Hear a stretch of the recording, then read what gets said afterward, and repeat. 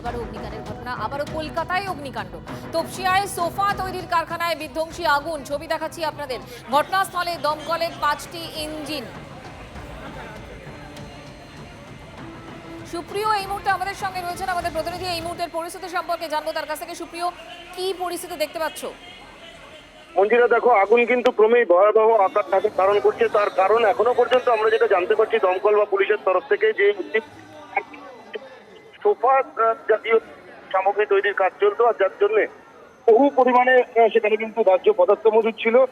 বেশ কিছু সময় আগেই কিন্তু সেখানে অগ্নিকাণ্ডের ঘটনা ঘটে এবং ইতিমধ্যে দমকলের 5টি ইঞ্জিন ঘটনাস্থলে পৌঁছেছে।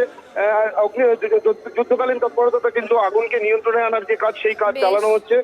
তবে এখনো পর্যন্ত আগুন নিয়ন্ত্রণে আসেনি। পরিস্থিতি স্বাভাবিক হতে আরো বেশ খানিকটা সময় লাগবে। তবে সুপ্রিয়, আপাতত ধন্যবাদ তোমাকে। তপসিয়ায় সোফা তৈরির কারখানায় বিধ্বংসী আগুন, ঘটনাস্থলে দমকলের 5টি ইঞ্জিন।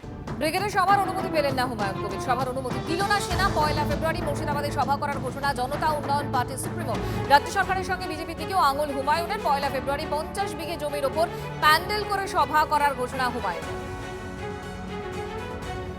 1 ফেব্রুয়ারি একটা ব্রিগেড ময়দানে আমার পার্টির নেতৃত্বে আমি চেয়ারম্যান হিসাবে আমি অ্যাপ্লিকেশন দিয়েছিলাম।